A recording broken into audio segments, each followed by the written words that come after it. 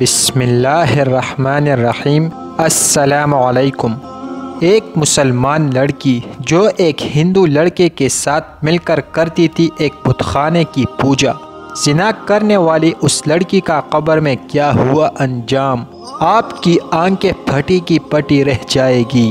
ساتھیو، زنا ایک حرام کام ہے اور اس کام سے بار بار منع کیا گیا ہے، اور خاص طور پر شادی شدہ عورتیں جب اپنے شوہر کو چھوڑ کر کسی غیر مرد سے تعلق رکھتی ہے تو ایسا گناہ تو بہت ہی بڑا گناہ ہے۔ بعض اوقات غیر مردوں کے ساتھ بات چیت کرنے اور دوستی کو بہت ہی زیادہ عام سمجھا جاتا ہے، لیکن دراصل گناہ کی جانب پہلا قدم یہی ہوتا ہے، اور یہی ہوا ایک ایسی لڑکی کے ساتھ کہ جس نے آنکھ کھولی ایک مسلم گھرانے میں، لیکن جہاں وہ رہتی تھی اس جگہ کافر تھے، ہندوؤں کی بھرمار تھی، اور وہ لڑکی اس جگہ اپنے آپ کو تنہا محسوس کرتی تھی۔ اس کے گھر والے بہت ہی شریف تھے، مذہبی گھرانہ تھا، خاص طور پر اس کے والد صاحب تو اللہ کے بہت ہی قریب تھے، یعنی مسجد کے امام تھے۔ وہ اسلام کو اچھا سمجھتی ہی نہیں تھی اور کہتی تھی کہ دین اسلام میں عورت پر بہت زیادہ جبر ہے، آزادی ہی نہیں ہے۔ خاص طور پر ایک ایسے دینی گھرانے میں جب وہ پیدا ہوئی تو وہاں پر تو ہر کوئی اللہ اللہ کرنے والا تھا۔ اس کی ماں بھی نیک، اس کے والد صاحب بھی نیک، اس کے بہن بھائی بھی اللہ کے بہت قریب، لیکن وہ خود دین اسلام کو دل سے پسند نہیں کرتی تھی۔ اور سب سے بڑی بات یہ تھی کہ جس جگہ وہ رہتی تھی وہاں پر تھی غیر مسلموں کی بھرمار۔ ایک بار اس کی چپکے سے ایک لڑکے کے ساتھ دوستی ہو گئی۔ اس کے والد صاحب کو یہ خبر نہیں تھی، وہ یہی سوچتی تھی کہ دین اسلام میں جبر ہے عورت کے لیے اور ہر بات سے منع کیا جاتا ہے، اور جو کہ یہ اس کی خوش نصیبی تھی جس کو وہ بدقسمتی سمجھتی تھی کہ میں اس گھر میں پیدا ہوئی ہوں جہاں پر ہر وقت اللہ اللہ کیا جاتا ہے۔ یہاں پر میرے صاحب صرف اللہ اور اس کے رسول صلی اللہ علیہ وآلہ وسلم کی بات کرتے ہیں، میری والدہ بھی یہی باتیں کرتی ہے، یہاں تک کہ میری بہنیں بھی انہی کے نقش و قدم پر چل رہی ہے، لیکن نہ جانے کیوں اس کے دل میں بہت ہی زیادہ برائی تھی دین اسلام کے لیے،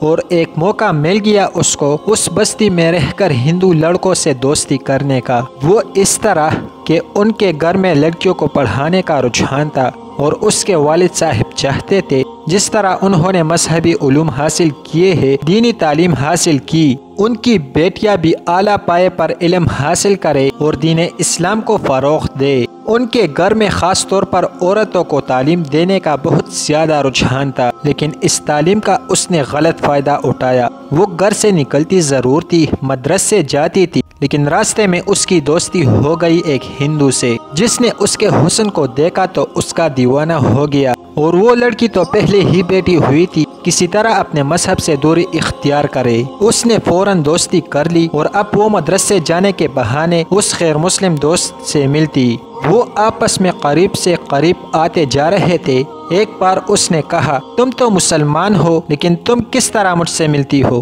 میں تو غیر مسلم ہوں، اور میرا مذہب تو تمہارے مذہب سے بالکل برخلاف، یعنی الٹ ہے۔ تو وہ کہنے لگی، میں اپنے مذہب کو پسند نہیں کرتی، میں اپنے والد صاحب کو دیکھتی ہوں، ہر وقت وہ تسبیح پڑھتے رہتے ہیں اور کہتے ہیں کہ ہمارے دین میں لڑکیوں کو باحیا ہونا چاہیے، گو کہ وہ لڑکیوں کی تعلیم کے بالکل بھی خلاف نہیں ہے اور چاہتے ہیں کہ ہم اچھی طرح سے دینی تعلیم حاصل کریں۔ میرا دل نہیں لگتا، نہ جانے کیوں جب سے آنکھ کھولی ہے اور ہوش سنبھالا ہے میرے دل میں میرا مذہب کر نہیں کر سکا۔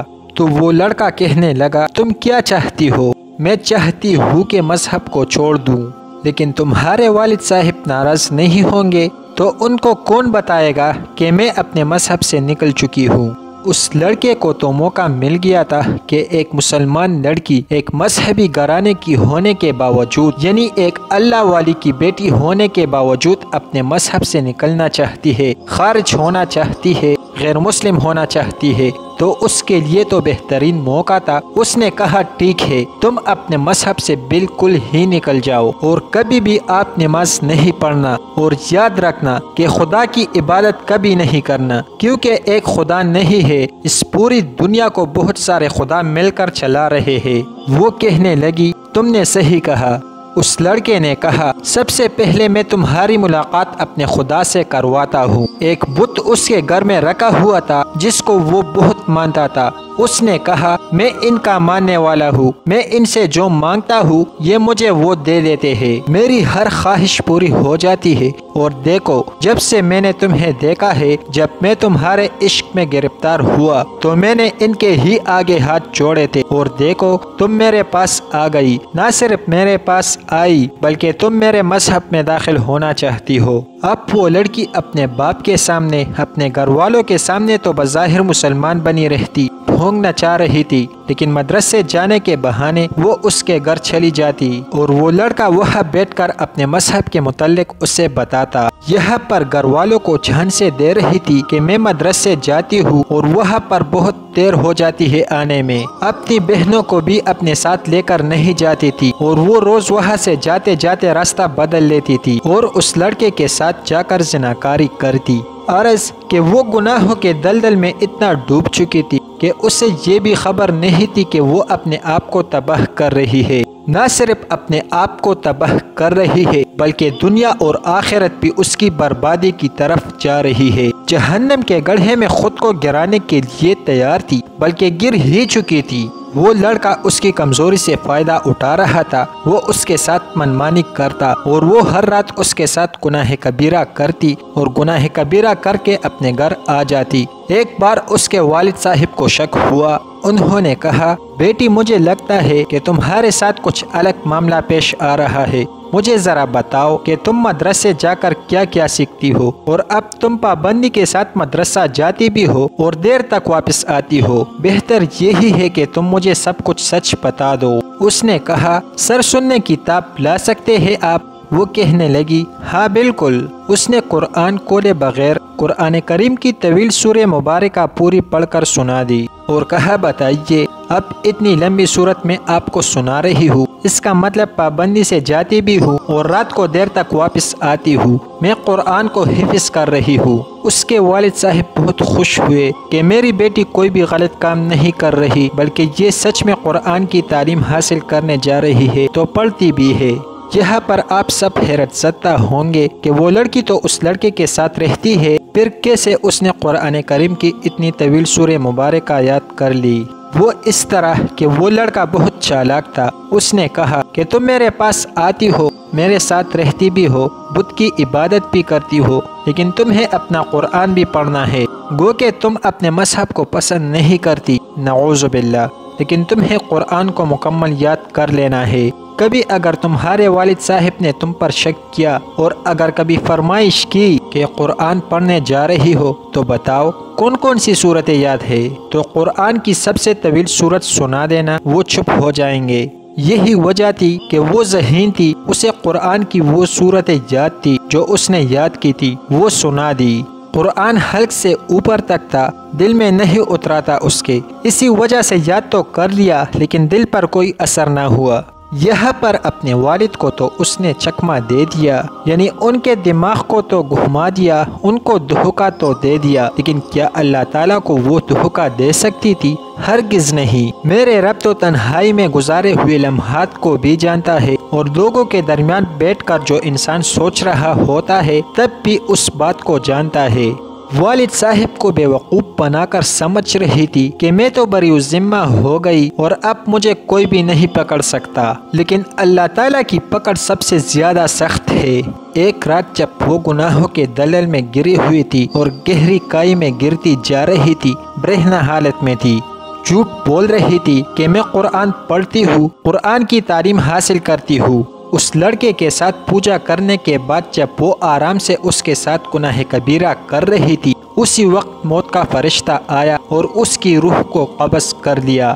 موت یہ نہیں دیکھتی کہ سامنے والا جوان ہے یا بوڑھا ہے یا کم سن بچہ ہے، بس اپنے وقت پر آتی ہے۔ اس لیے انسان اچھی حالت میں اس دنیا سے جائے، کیونکہ اس کے بعد تو سارے دروازے بند ہو جاتے ہیں۔ برہنہ حالت میں بند کمرے میں اس دوست کے ساتھ وہ موت کے منہ میں جا چکی تھی۔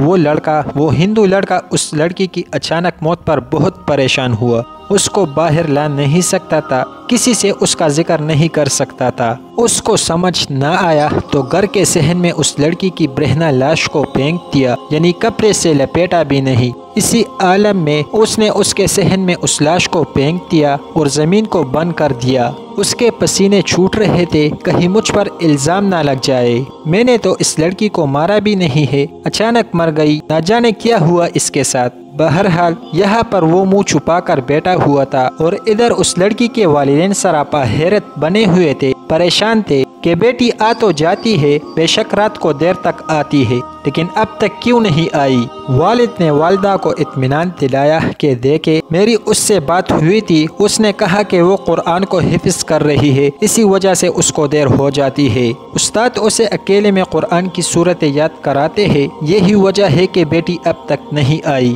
لیکن وہ ماں تھی، ماں کا دل گھبرا رہا تھا۔ وہ کہنے لگی، نہیں مجھے کوئی اور ہی معاملہ لگتا ہے، آپ چاہیے اور مدرسے میں جا کر معلومات کرے، میری بیٹی اب تک کیوں نہیں آئی۔ بہرحال آدھی رات کے وقت والد صاحب مدرسے پہنچے اور وہاں جا کر معلومات کی تو پتہ چلا کہ ساری لڑکیاں تو جا چکی ہے۔ انہوں نے کہا کہ میری بیٹی کو کون پڑھاتا ہے، کوئی معلمہ ہے؟ انہوں نے کہا کیا معلمہ مجھ سے بات کر سکتی ہے باپردہ ہو کر؟ وہ معلمہ ان کے سامنے آئی اور کہا میری بیٹی اس حلیے کی ہے، کیا آپ کے پاس وہ دیر تک قرآن پڑھتی ہے؟ تو وہ حیرت سے انہیں دیکھنے لگی۔ کون سی بیٹی؟ کس کی بیٹی؟ آپ کی بیٹی کو تو آج تک میں نے یہاں نہیں دیکھا، لیکن وہ آتی تو تھی، حلیہ بھی میں نے آپ کو بتایا ہے۔ تو وہ کہنے لگی اس حلیہ کی لڑکی آتی تو تھی، لیکن تقریباً 1 مہینے سے زیادہ ہو گیا ہے، وہ میرے پاس نہیں آ رہی، تو رات میں وہ کہاں جاتی ہے مجھے کیا معلوم، لیکن یہاں پر آپ کی بیٹی نہیں آتی۔ یہ کہہ کر وہ معلمہ اندر چلی گئی۔ اب باپ پریشان سر پیٹ رہا تھا کہ آخر میری بیٹی نے مجھے دھوکہ دیا، لیکن قرآن کیسے اسے یاد تھا؟ ضرور وہ کہیں اور پڑھنے جاتی ہوگی۔ اپنے علاقے کی ساری مدرسوں کو دیکھ لیا، لیکن وہاں پر ان کی بیٹی نہیں ملی، بلکہ کہا گیا کہ ہمارے مدرسے کی بچیاں تو مغرب تک چلی جاتی ہے، آپ کی بیٹی کی طرح کی کسی لڑکی کو یہاں نہیں دیکھا گیا۔ باپ نے سپاہیوں کو اطلاع دی، سپاہی پورے محلے میں اس لڑکی کو تلاش کرتے رہے۔ آخر کار وہاں پر ہندوؤں کی بستی کے پاس بھی پہنچے اور تمام ہندوؤں سے پوچھا تو وہ کہنے لگے اس طرح کی کوئی لڑکی ہمارے پاس نہیں آئی۔ وہ لڑکا بھی اسی بستی میں رہتا تھا، اس کے گھر کا دروازہ بھی کھٹکھٹایا گیا۔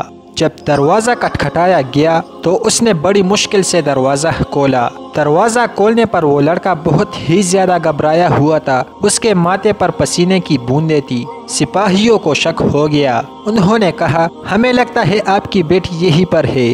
ایسا کیسے ہو سکتا ہے؟ یہ غیر مسلم ہے، میں مسلمان ہوں، میری بیٹی مسلمان ہے، ایک ہندو کے گھر میں وہ کیا کرے گی؟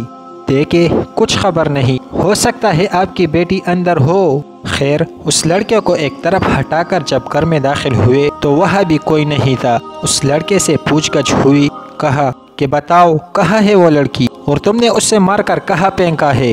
اس نے کہا میں نے اسے نہیں مارا، وہ تو خود ہی مر گئی۔ اس لڑکے نے اپنے آپ کو بچانے کے لیے سچ کہہ دیا تھا، لیکن سپاہیوں نے کہا اگر وہ لڑکی اسی گھر میں ہے تو کہاں پر اسے پھینکا ہے؟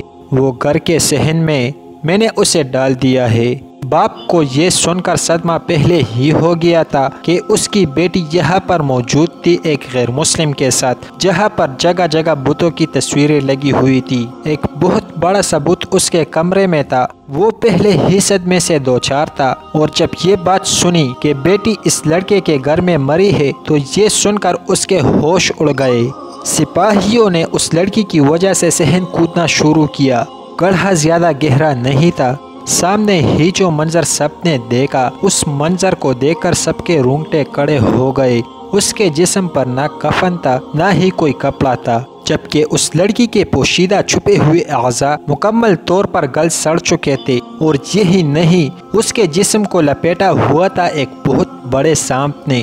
اس کی زبان باہر کو لٹکی ہوئی تھی اور اس کی زبان پر وہ سانپ بار بار ڈس رہا تھا۔ پھر ایک بچھو چلتا ہوا آیا اور اس کے جسم کو کاٹنے لگا۔ وہ منظر سب دیکھ رہے تھے۔ یہ وہ عذاب تھا جو اس لڑکی پر زنا کے گناہ کی وجہ سے آیا تھا۔ शरीफ और बाहया मर्द और औरत तो इसका तस्वुर भी नहीं कर सकते, और वो तो एक ऐसे दीनी घराने से ताल्लुक़ रखती थी कि उसका बाप एक मस्जिद का इमाम था, वालिदा हया का पेकर थी। अब वालिद साहिब अपनी बेटी को ऐसी हालत में देखकर तड़प कर रह गए, पर वो जानते थे कि वो अब इस जगह से नहीं निकल सकती। मजबूरन उसी जगह उसके जिस्म पर कपड़ा डाल दिया गया। वो सांप उसे छोड़ भी नहीं रहा था, कीड़े मकोड़े उसके जिस्म को खा रहे थे। उस जगह उसे दफनाया गया। आज भी उस हिंदू लड़के के घर में उसकी कब्र मौजूद है, लेकिन चीखों की आवाज़ आती है और चीख चीख कर कह रही होती है, मुझे बचा लो, मुझे बचा लो, मुझे बचा लो इस गुनाह से जो मैंने किया है। इस गुनाह की सज़ा मुझे रोज़ मिलती है। मैंने झूठ बोला, मैंने इस्लाम को बदनाम किया, मैंने बहुत बड़ा गुनाह किया। उस लड़के को सिपाही पकड़ कर ले गए थे। गो कि उसने उसे नहीं मारा था, लेकिन फिर भी उसने उसको बहकाया था। वो अज़ाब जिसकी सज़ा वो मरने की बात भी भुगत रही है, ज़िनाहकारी हमारे माशरे में ऐब नहीं रही है। हमारे नबी सल्लल्लाहु अलैहि वसल्लम ने फरमाया, हया ईमान की एक शाख है। यही वो हया है जो इंसान को इस किस्म के गुनाहों और फिर उन गुनाहों के अज़ाब से बचा लेती है। हर इंसान का दूसरे इंसान से एक पर्दा है, लेकिन इंसान अखलाकियात से गिर जाता है। वो समझता है इस्लाम में ये सब बातें हमें आज़ादी से रोकती है। आज़ादी ये नहीं कि आप किसी गैर महरम के साथ नाजायज़ ताल्लुकात कायम रखें। अगर इस्लाम में औरत को बापर्दा होने का हुक्म दिया गया है तो ये उसी की हिफाजत के लिए है। अल्लाह ताला हम सब को ऐसे गुनाह कबीरा से बचाए। और औरतें जो आज़ादी के नाम पर ख़ुद को समझती है कि हम दायरे इस्लाम से खारिज होना चाहते हैं क्योंकि हमारे दीन में जबर है, औरत पर जुल्म है, तो ऐसा नहीं है। इस्लाम वो प्यारा मजहब है जिसमें बार बार ये ताकीद की गई है कि औरत के साथ नरमी से पेश आओ, सख्ती ना करो। और ये कहने वाली हस्ती खुद हमारे नबी सल्लल्लाहु अलैहि वसल्लम की है। तो इसका मतलब इस्लाम में औरत पर कोई जुल्म नहीं, बल्कि इस्लाम के आने के बाद ही औरत पर जुल्म की वो तमाम सख्तियाँ हट गई जिसकी वजह से जिंदा दफना दी जाती थी वो बेटियाँ, वो औरतें। अल्लाह ताला हमें पाकबाज़ बनाए। कमेंट ज़रूर कीजिएगा। अपना ख्याल रखिएगा। अल्लाह हाफिज़।